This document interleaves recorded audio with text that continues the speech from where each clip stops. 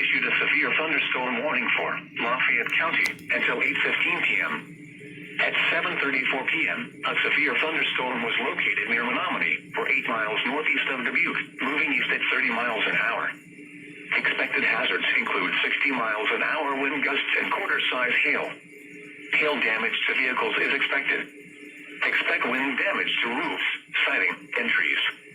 Locations impacted include Darlington, Shelburne, Belmont, Benton, Apple River, Wyandotte, New Diggings, South Wayne, Elk Grove, Gratiot, Flat Mounds, Calamine, Lead Mine, and Woodford.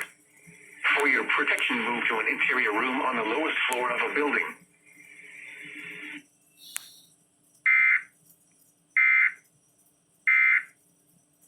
Get all us to trust him.